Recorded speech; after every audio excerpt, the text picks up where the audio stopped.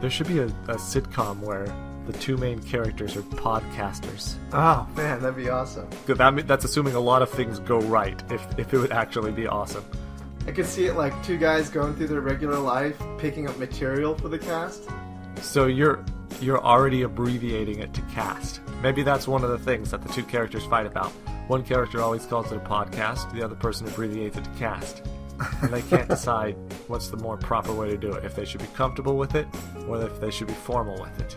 Have you seen these sad Brady pictures? Well, they did lose today, which made me sad. Were there sad Scott pictures right next to the sad Brady pictures? Oh, I'm nowhere near as sad as him. Or nowhere near as sad as real Patriots fans. I've actually wanted them to win the Super Bowl for about the past 3 years, and they haven't. You're a Patriots fan now. No. It's been 3 years. No. I don't go that far. I don't follow them. I don't, check their stats or really know their roster. Oh, yeah, so when do you call somebody a fan? When they do those things. Well, no. If you identify as a fan, you're a fan. I don't identify as a fan. I choose not to call myself a Patriots fan. But for the past few years, it's made me mad that people hate Tom Brady so much. I don't really... Well, why do they hate Tom Brady so much? Is it just because he's an easy target? But what makes him a target? He does have a supermodel wife. People don't like that. He also had a beautiful woman actress as a girlfriend, and I think she was pregnant when they broke up, and then he got with the supermodel. So... What a life. Yeah, I mean, I know that He's probably not too worried about people coming down all hard on him. I was getting sick of people hating Tom Brady so much, so I decided to like him. I guess I was being counterculture. But since I decided to like them, they've never won the Super Bowl, so... That's a good reason to start not liking somebody, but, I don't know, kind of rooting for the underdog guy. Yeah, even though he's not the underdog, because they are such a great team year in and year out. I don't know, for some reason, I wanted the people that hated the Patriots so much, I wanted them to be sad. Because it's just sports. It's not important. That's such a good way to put it. I'm not asking for bad things to happen in their life. I just wanted to get the karma that was coming back to them. Since they were putting out so much negative energy in the world, I wanted the Patriots to win the Super Bowl. I thought it would somehow even things out. Okay, I think we just scored a win. What happened? I cleaned the litter box just now because Chippy just used it. And whenever she uses it and I don't clean it up right away, she gets a bit antsy. What does she do to make you do it? She sits here and meows and just tries to jump on me and stuff. And then that ruins the podcast. It takes away my focus. It sometimes ends up on the audio. You can't have cats in a podcast. And that's one thing that in our sitcom, what they would learn. The sitcom about two guys who have a podcast. So last week, I don't know if you remember, that we didn't quite get the theme. We didn't get the theme of the poem. Remember that? We came very close. We understood a lot of things about it. As I was listening to it, we got a lot closer than I thought. I was thinking that at the time. Yeah, we said some of the right answers, but we didn't put it in our final analysis necessarily. But that shows that even though we knew it was going to be a fair youth sonnet, that doesn't really mean anything. It just means that there are poems written to this one person, but they could be about different things. Are the themes in the next arc that we're going to go over, is it a lot along the lines of, I don't know, talking about how beautiful some guy or girl, whoever it might be, is? I think that beauty is going to show up a lot, but I don't know if they're all about that. There might be, when we get in the 50s, 60s, 70s, there might be some other things that Shakespeare feels that he needs to tell the I hope there's some dark themes in a few of them. Just demonic, ghoulish themes. Yeah. Hey, fair youth, I need to tell you about this ghost that visits me every night. Okay, it's just a severed cow's head that shows up. and then I go to reach for it, and it leads me into the graveyard where I've seen terrible things. It would be like written out so beautifully, so incredibly. Yeah, like I think what this means is a severed cow's head that just kind of floats in the middle of the air. That's one of those things. Yeah, he was pretty literal in his bovine decapitation float. Yeah, bovinian. That's cow. A bovinian right? decapitation. So what I'm seeing is like a severed cow's head, and I don't know, the way he talks about the pulsating river of life. That's blood, right? So that's the blood just flowing down, just spilling. If we come across just a really dark sonnet by Shakespeare, I'm going to be so happy. We're going to call it the severed cow's head. Yeah. This is the severed cow head arc. Yeah, there's 4 poems about severed cow's heads. They're the hardest to read. No, I mean, it's pretty straightforward, like it's easy to interpret, but they're just so gross and intense that nobody wants to read them. All right, what are we doing today, Scott? Okay, well, since we didn't quite get Sonnet 21 last week, I say we need to keep pushing forward in this area. So let's do Sonnet 22. It's a game of inches. Game of inches, and we're going to fight for that every last inch. What's that movie with Al Pacino as the football coach? Any Given Sunday. Any Given Sunday. Have you heard his Game of Inches speech? Well, I've seen the movie, so yes. Oh man, it's so inspirational. But then they're using it in a commercial also. Oh, they've used it a lot in different stuff. I think it's a Subway commercial, and it's just 6 inches, and you need to fight for that every last It inch. takes all. Are you serious? No. Okay, I totally believed you for a second. I thought of an advertising campaign right now for. Hey, you gotta fight for that every last inch. Only $5. Oh man. Well, the foot long is $5. The 6 inch. I don't know. Should they start having a $2 6 inch? They get some crazy month? deals. There's they have a sub of the month type of thing every month. Yes, but And those right are now, like $2 for Mike. a meatball, right? Mike, right now it's January. January. They've created a completely separate month just so that we can get any type of sandwich. October Annie. Well, February was last year. Oh, And I have a feeling, listen, I don't have this on any authority, but I just have a feeling they're going to do February again. Oh. Do you have inside information on this? No. It's Should just I, a hunch. should I be I should- investing in Subway stock? Well, I don't know how the stock market really works, so I don't know if that's good for Subway or bad for Subway, but so I can't advise you on. All I can give you is the information. And which I don't actually have. So all I can give you is my opinion. And my opinion is Subway did a January for, I think the groundhog says February also. So we're not going to pay full price for any of their footlong sandwiches until March 1st, 2014. Oh, man. Which might be before or after we actually release this podcast. I gotta get me a sub now. I mean, I haven't really described the sandwiches or tried to entice you at all. I've just been talking about the price the whole time. But see, it's so intriguing. You want to go, you just want the experience of going to buy a sub. Yeah. Even if you don't want a sandwich, you're like, I want to spend $5 on any of their footlong sandwiches right now. Yeah, and you'd be losing money not to do it. And you're also losing money if you do it, but that's just because inflation happens faster than whatever you got in your savings account. Sonnet 22, it's going to be a fair youth sonnet. We know that, and we know nothing else about it. Never read it before. This is a cold read. So let's see what he's got for the fair youth this week. What's he going to say? Well, Mike's about to tell us. On Mike and Scott, read a poem. My glass shall not persuade me I am old, so long as my youth and thou are of one date. But when in thee time's furrows I behold, then look I death my days should expiate. For all that beauty that doth cover thee is but the seemly raiment of my heart, which in thy breast doth live as thine in me. How can I then be elder than thou art? Oh, therefore, love, be of thyself so wary, as I, not for myself, but for thee will, bearing thy heart, which I will keep so chary, as tender nurse her babe from faring ill. Presume not on thy heart when mine is slain. Thou gavest me thine not to give back again. A lot of words to look up this week. Yeah.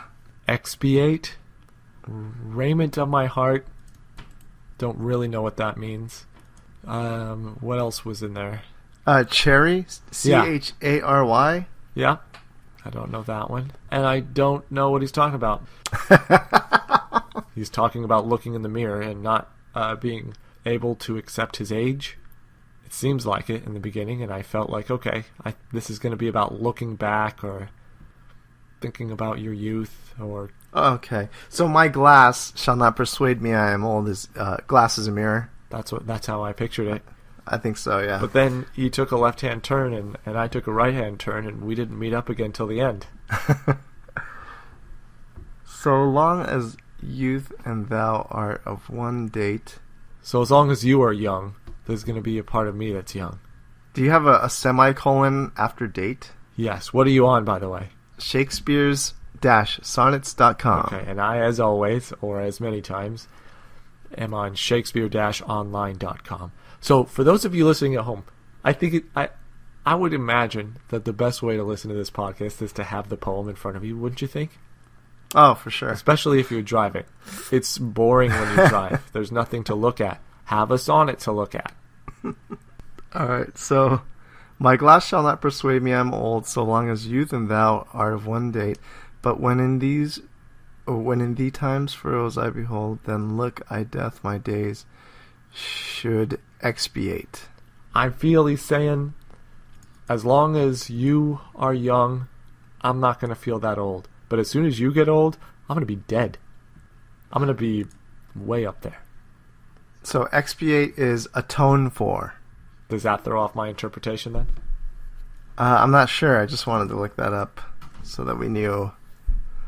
Say it one more time? Sorry, I wasn't listening, actually. You're looking up, well, you're doing something important. You're looking up expiate.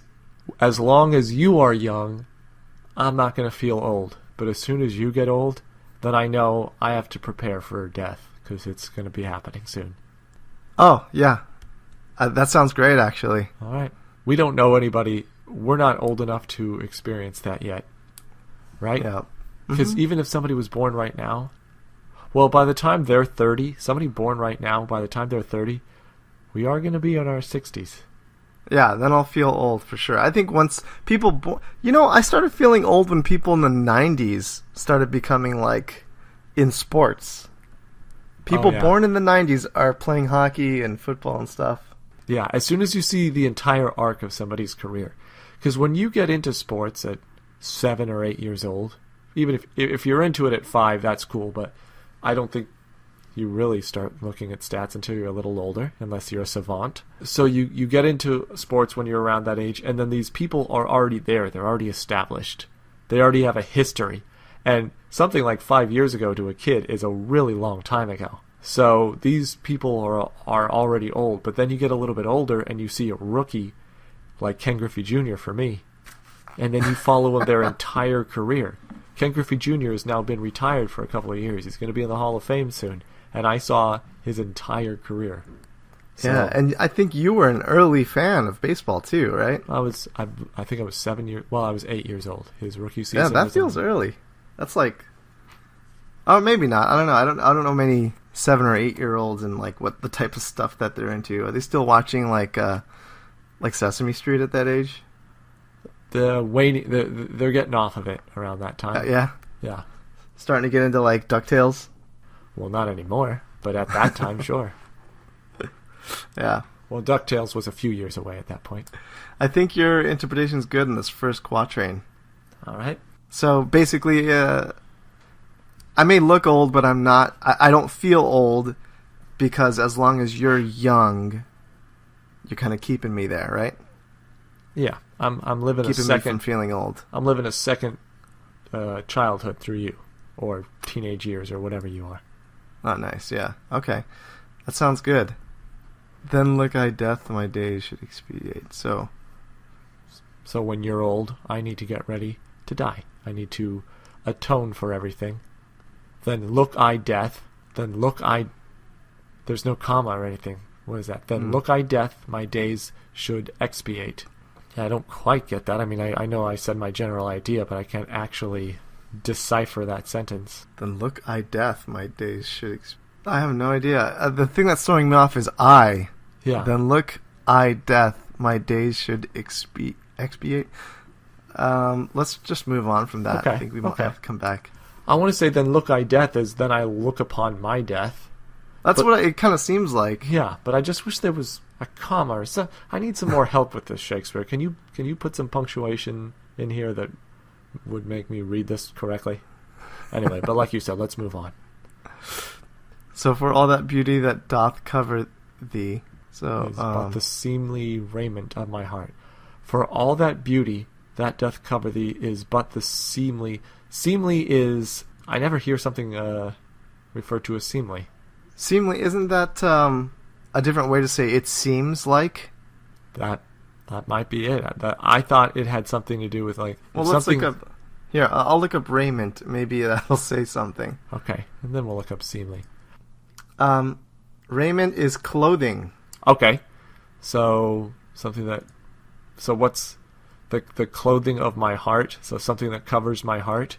And what is seemly? It's an adjective? Or... Oh, we're getting into grammar now, and this is what used to trip us up the first couple of times we tried to... Okay, here, seemly. Conforming to accepted notions of proprietary or good taste. Okay. Decorous. Yes, so when you're behaving in an unseemly way, which is what I always hear, it means you're not acting properly. So seemly means proper, so the proper clothing of my heart. So that what? For all that beauty that doth cover thee is but the seemly raiment of my heart.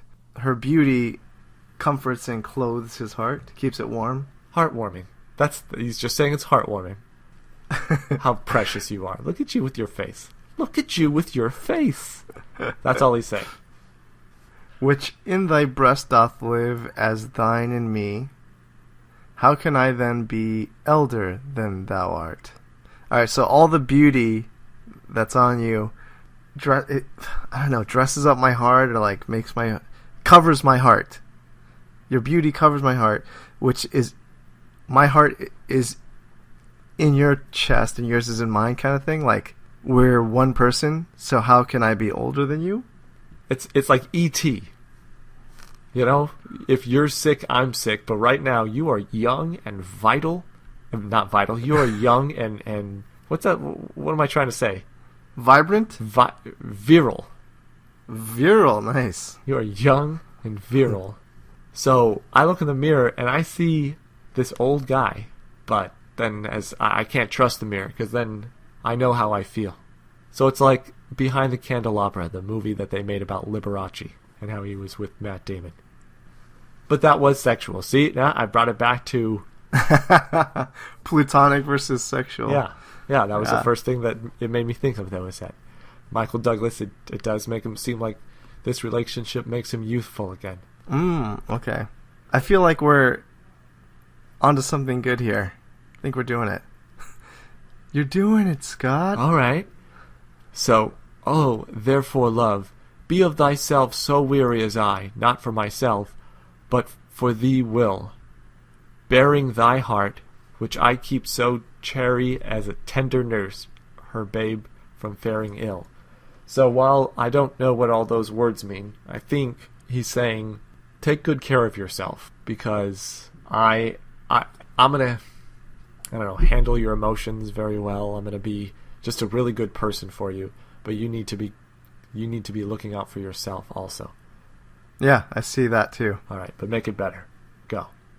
Oh, therefore, love, be of thyself so wary, as I, not for myself, but for thee will. So, look out for yourself, but not... Be as careful as I would be, but not for me, but also for you. As I, not for myself, but for thee will. As I, not for myself, but for thee will. That's why you will do it, for you. Ah, okay. Not for myself. I was thinking Will was like... Will Forte, the actor? Yeah, I was thinking it was Will Forte. Yeah. Oh, I see. Yeah, see? I mean, it just doesn't make sense. Will Forte was, hundreds of years away. So, I thought for the Will meant like Forte. Oh, okay. Yeah. for your forte. Yeah, that's how you got Will Forte. You thought, but for your something that you possess. Will, like, you know how you have a will to live? Yeah, but for your will. All right, for your willpower. Do it for your willpower. It's good for your willpower. But for thee, Will. Bearing thy heart, which I keep. So cherry, it feels like it's going to mean careful or, to handle with care. As tender nurse her babe from faring ill. Tender nurse her babe. Oh, so he's saying he's carrying... Okay, so bearing thy heart, meaning like, because I have your trust and your love, you love me, I'll keep it so cherry. Is that what people say when they say like, oh yeah, that ride is cherry? Do people say that? I think so. I've heard it. That ride is cherry? Yeah. Meaning like, oh, it's in perfect condition. Oh, that car. You've never heard that before? No. When you said ride, I was picturing Montezuma's Revenge at Knott's Berry Farm. Oh. And I thought you meant, like, that ride's cherry. Like, that ride was awesome. You're saying... Okay, so I'm looking it up. Cautiously or suspiciously reluctant to do something. All right. Most people are chary of allowing themselves to be photographed. Nurse her babe from faring ill. So... bearing thy heart. I am going to have your heart in my hands, or I'm going to be holding your heart. And I will be right? as careful with it, and I won't take any chances or risks. I'm going to be as careful as a woman who had a sick baby and was trying to make that baby well again. That's how I'm going to be wearing kid gloves with you. I'm going to not do anything that's going to hurt you. So then the couplet here, presume not on thy heart when mine is slain. Presume not on thy heart when I'm dead. What's presume not on my heart? Thou gavest me thine, not to give back again. You gave me your heart, and you gave it to me in a way that I wasn't supposed to give it back? That does not sound like a fair trade at all. Give it back when you're done. Thou gavest me thine. You gave me your heart, not to give back again. So forever. You gave me your heart forever. Presume not on thy heart when mine is slain. So don't think you're going to get your heart back after I'm dead. Your life is going to go downhill after I die. Let me tell you that. That's what I'm getting out of this couplet. I don't think I should. I think I'm misinterpreting it. Because what a terrible message that would be.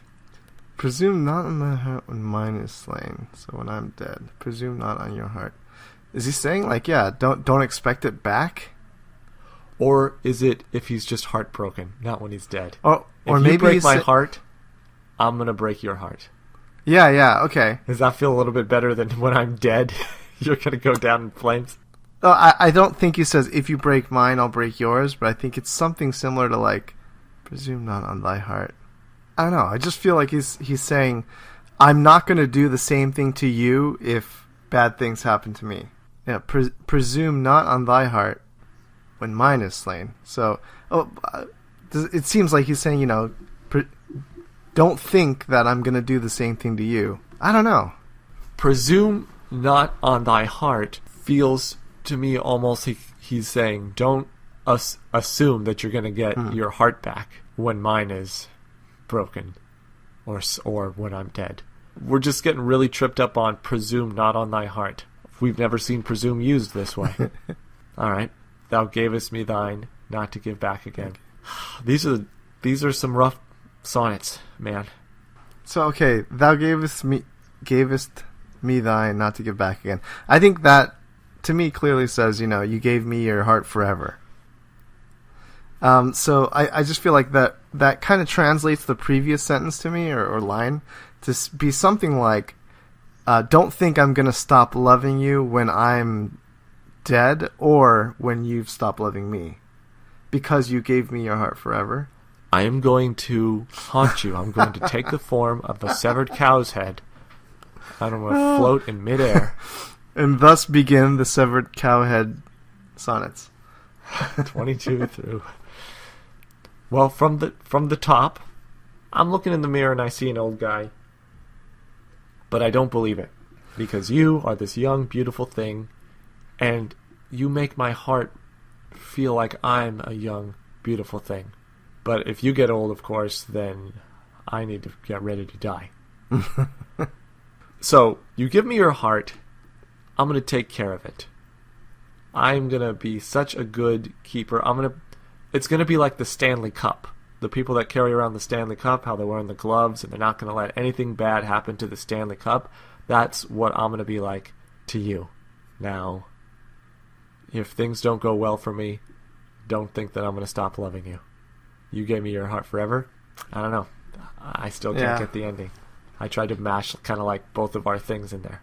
I think the key to this one might be in that middle line where it's is but the seemly raiment of my heart, which in thy breath doth live as thine in me. And then colon, right? How can I then be elder than thou? Oh, therefore, love, be of thyself so wary. I think the key is right in there, that center chunk. If you live this way, that's going to be the most beneficial for who? Both of us? Me? You? One of our hearts is going to make out very well on this deal. Which in thy breast doth live as thine and me. Do you think that's like what we were thinking? You love me and I love you? Is but a seemly raiment of my heart. For all that beauty that doth cover thee, your physical beauty, or not even just physical beauty, but just everything about you that makes it, your glow is a proper thing for me to love. I dress my heart in you, and those are proper garments. That's a very nice suit that I'm wearing when I wear your love around, or your glow around my heart. Which in thy breast doth live as thine in me. So you have that beautiful glow, and that it is inside of you, and you are inside of me. Beauty and glow and life. Yeah. Wouldn't that make you happy if there was somebody in your life that you looked upon that just made you feel all these feelings? You just looked upon them and you're like, beauty in the world and how things should be. So how can I be older than you? Yeah, because I feel as old as you are. You're 16 years old, you make me feel 16 years old. But when you're 40 years old, I think I'm going to start feeling like I'm 70 years old. Because I don't know that you're still going to have your beauty when you're 40 years old. I don't know. I can't see anything more to this point. It seems like there's a lot that we're missing, but I feel like we're addressing each of the lines that we're reading here. And wary, is there any other definition? I'm thinking it means be careful. The definition of wary: feeling or showing caution about possible dangers or problems. That's the only definition. Be of thyself seems like a fancy way of saying be, and as be so wary, be as cautious as I. It's as I would be, as cautious as I would be. Not for myself. Not when I'm being careful for myself, but when I'm being careful for you. Take care of yourself, as much care of yourself as I do. Not as I do for myself, but as I do for you. Yeah. See the old switcheroo? See, but for thee will, I don't know, I just feel like that means as I am careful for myself and for the things that you like to do or want to do. I don't know. That's thee will trips me up for some reason. I wonder if Cherry, are we pronouncing that right? Charizard. Is it Charizard? Do you know all the phases of Charizard? There's 3 phases for Pokemon, right? I believe so. But this will be, I'm forcing a trivia question because we haven't got any. Oh, I thought you were like about to school me on it. Oh, I do think I know the first. Is it just Charizard? No, I think that's the second. Oh, is it? Okay. Oh, there's Charmander. Yeah, that's the one. I think he's number 1. Then Charizard. And then what? Charosaurus? I don't know. So that's going to be one of our trivia questions. If this is your first time listening to Mike and Scott read a poem, we read a poem, we analyze the poem, we take a short break and look up Spark Notes and stuff and see what the correct interpretation is of this poem. And then at the very end, we answer trivia questions that we've come up with for ourselves that we can't answer. So one of those questions is, today, what is the third phase of Charizard? And are we right that Charmander is the first? Do you want to explain how Pokemon work? I'm not that well versed on Pokemon mythology. Just that they're born as their first incarnation. So how do they evolve? By getting enough experience and victories. Oh, like by killing other Pokemon? Well, by defeating other Pokemon. They don't really kill them. They don't die, huh? Yeah, so then for the audience, if you don't know, if they gain enough experience, then they can evolve into their next state of being. So we think for Charmander, it's Charizard. But I think Mike was correct when he said there are 3 phases, which means they could evolve one more time. And what is that for Charizard? I don't. Well, maybe there's not 3. Maybe there's just 2. But they're very rapid and succinct evolutions in Pokemon. They don't slowly evolve. They just decide all of a sudden, all right, it's time to become the next thing. Now I'm bigger. My fire breath is larger. Or the spews of... What a terrible novelist I would be. I couldn't even explain what it looks like when a dragon spews fire. If you put your heart into it, I think you'd figure it out. I think Shakespeare would say, the dragon's fire, so strong and beautiful as it is, I don't need to embellish it at all. I just describe what I see. Nice. What sonnet was that? That was the theme. We've seen it a couple of times. I think once was last week. Was last week, so 21? That was the one? Possibly. It could have been 20. Where it's like, why embellish it? To embellish it would take away from its true beauty. Just say it exactly how it is. It's fire flowing from someone's mouth, from a dragon's mouth. He's a giant, scaly reptilian, and he opens his mouth, and fire comes out, and it burns whatever in its path. That's what's happening. What else do you want me to say? Horribly charring things. Hence the name Charizard. Well, that doesn't sound like a cute little children's toy. Well, it is, okay? Alright, so let's get back to this. We're almost done, I think. Whatever that line of, be careful for yourself, because I have a lot invested in you, emotionally. And I'm going to be very careful with your heart. But then again, we get twisted up by this end. Presume not on thy heart when mine is slain. Again, it feels to me like he's saying, don't ask for your heart back when something happens to me. Because you gave it to me forever. I'll go with it. Alright, I just don't know what that ending means, but we'll see. That's better than anything I could come up with, because, yeah, it's totally confusing to me. Alright, well, we'll come back shortly with the answer. Let's do this. I guess he is saying, look, we're going to love each other, but I'm probably going to die first, and that's going to really suck for you. So we were kind of saying it, but we couldn't figure out how to make it something that one lover would say to another. It was just coming out like, it sounded like hate to us. You and your wife are pretty close in age, so you don't know who's going to die first, so you're both going to just try to live as long as you can. But the narrator in this poem is the older one and knows that he'll die first, and he knows that after he dies, there's going to be some part of this younger person's life that's never the same again. It's a sobering thought. Intertwined, our hearts are one, right? I wonder if it hurt us trying to make this a fair youth sonnet. If we had interpreted it just as not even Shakespeare, but just as a character of one person talking to another person. Lovers, a man talking to his wife. If maybe we could have gotten it. Because I just don't think we understand this relationship of the fair youth. I think you're right. I think there was a little bit of leading going on there. But we did get pretty close. We just couldn't make the dark message work. It's like we got a text message from him, and he had to leave out a lot of details, and we got the point. But then later we called him, and we were like, hey, what did you mean when you texted this? And then he explains it to you when he's able to talk longer, and we were like, oh, okay, yeah. No, okay, I got all that from the text. I just didn't understand the tone. The way they interpreted on this is, do not assume that when my heart dies, yours will survive. Yeah, when I die, that's going to be rough for you. What could I say?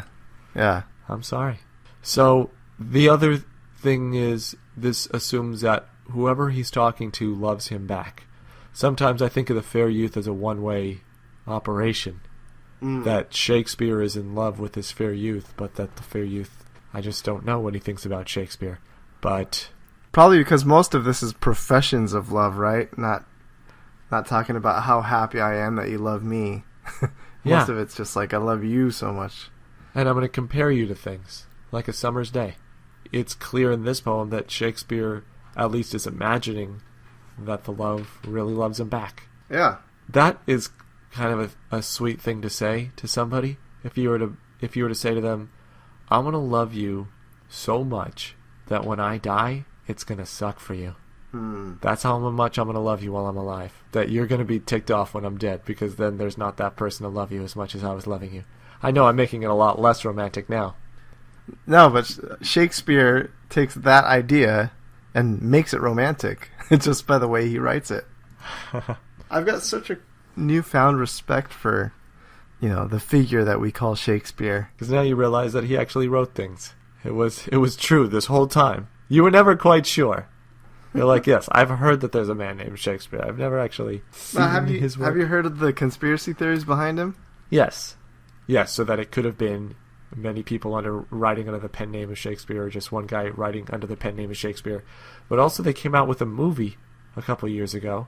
I believe it was the director. This will be another trivia question, even though I think I have this right. It was a movie about that conspiracy theory that there is not a real Shakespeare, and it was directed by the guys that directed the movie Independence Day. Oh, really? Yeah, not weird that they would do a Shakespeare movie? Yeah. So what we're going to do is, because we don't have good trivia questions, we're going to look up that movie, confirm that it was the Independence Day guys, and then we're just going to tell you quickly what the movie was about. We're also going to look up Charizard, and I thought of this earlier. We had talked about if I was 7 years old watching DuckTales. I was curious as to when DuckTales actually started, so we'll know what year, how old I was. All right, is there anything to add to our interpretations of Sonnet 22? I don't think so. I think we weren't... this is probably the one that we were probably lost on the most out of any of the sonnets we've interpreted, I feel. And I think it was just because we kept trying to keep a distance between Shakespeare and the person that he's talking to. I don't know why, but we couldn't seem to get them as connected. What do you think we've learned here, then? Don't be afraid to get Shakespeare up close and personal with these people. Yeah. There's some kinky stuff going on sometimes. Kinky, or just people crashing into each other. Just lives really being interlocked. It's not just some guy staring out of his window and watching somebody else playing tennis or something. I don't know. I'm sure there was not tennis back then, obviously. There was croquet. There was croquet. What's the one with the shuttlecock? Badminton. They might have had badminton. Well, they had badminton in the Robin Hood, the Disney Robin Hood, with, where he was a fox. Oh, yeah. So the fact that Robin Hood is a fox makes me question whether or not their dating of badminton is actually in Robin Hood's era. I wonder how well their script supervisor audited the time periods. Yeah. Like, hey, during King John's reign, there was no badminton. So that's another trivia question. When was badminton invented? There you go. Did I ever tell you in high school the most fun thing I've ever done athletically happened during PE my freshman year. More so than any fun I had playing baseball or basketball in like Little League or NJB. Really? It was this one time that we learned how to play badminton, and she taught us how to play pretty well. Like she showed us like a proper form and stuff like that. And for some reason, I just really got into it, and I had fun getting good at badminton over the next couple of weeks. On the last day, she wanted to play me, so we played. The teacher? Yeah, and you have to win by 2. You know, so like if it's 11-12, and then 12-12, 13-12, the score just keeps going. We couldn't beat each other. She was, by the way, in her 60s, and she just had maybe her 50s. I don't know if she was in her 60s, but at least her 50s. She just had perfect form, and she knows how to play badminton. And obviously, I'm not, I'm not saying I'm great at badminton. If you were to put me against somebody that actually plays badminton, I would lose quickly. But at the time, I was practicing every day, and just our skills were perfect. Or maybe she was letting me win, but no, I was staying I had some great shots, man. And yeah, so just how long this game went, the period ended. Wow. The game never ended. That game is still going on right now. You gotta find her. Yeah. Now that it's been 15 years and she's now in her 70s, She's 75 I'm like, hey, now. I want to beat you. And she probably still will beat me. Because her skills have only improved and mine have withered away. She's actually the coach for the U.S. badminton team. Did I tell you I went to the World Championships of badminton? Unbelievable that you have not told me and that you haven't. I told that whole story. How was it? Was it nuts? It was intense, man. They're serious about their badminton. They hit it really hard. They super hard. You can't even see it. And I don't know how they developed the reflexes to be able to like flick a wrist in some spot between their feet behind them at a weird, twisty angle, and then return it perfectly. Wow. Yeah. How'd you end up going to that? A buddy of mine's coworkers is really into badminton, and it happened to be at this badminton club. I guess that's around us in Anaheim. So the World Championships of badminton were held in Anaheim? Mm-hmm. All right. Yeah. Not exciting. There's all these other teams, like the Chinese team. The girls were huge. They were like Yao Ming type of people. Well, how many seats was the arena? It's kind of like a high school basketball game. It's like that. It's bleachers that go up on the sides.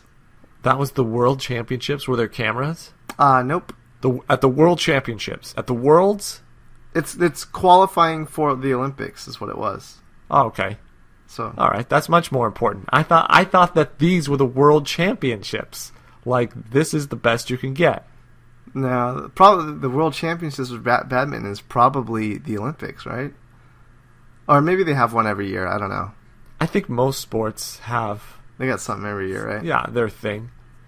What did you call it earlier? You went to the... Maybe I did call it the World Championships. Sorry about that. I misled you. When I hear World Championships, I get very excited. I don't care what it is for. If it's the World Championships of that thing, I'll go if the tickets aren't that much. That's kind of what I was saying. Like when I got invited, I think they were like, "Come on, it's only $12 or something like that." I was like, "Oh, totally, it's a big deal." But yeah, it was a really really big match. I mean, there was China was there, Japan was there, America. I think they're really strong in like Southeast Asia or something. I'm only surprised that there were no cameras if it was a World Championships, because those types of things do end up on ESPN just for a second. I mean, they won't cover the whole thing. It'll just be the top 10 plays of the night. They'll say, this one comes from the World Championships of badminton. This is the clinching play, and then it'll be some crazy, between the leg shot, and they'll just show it because, whatever. You can't have football and basketball be everything. Sometimes you want to, switch it up a little bit, so you just show a cool bull riding moment or something like that. That's how ESPN operates. So that is our interpretation of Sonnet. That's our reinterpretation of Sonnet 22. But now we're going to look up the trivia questions. DuckTales, when did it start? Charizard, how many evolutions are there in Pokemon? the Shakespeare movie, I think it's called Anonymous, and when did badminton start? We'll be right back.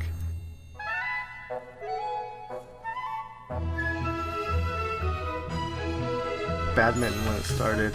Beginnings are 1800s, created by British military officials while stationed in India. The 1800s? Yep. So not Robin Hood. Disney. Did they do any research at all? Alright, so this movie Anonymous is about this man, Edward de Vere, who has an affair with Queen Elizabeth. He's a brilliant playwright and poet. Queen Elizabeth has a son with this man.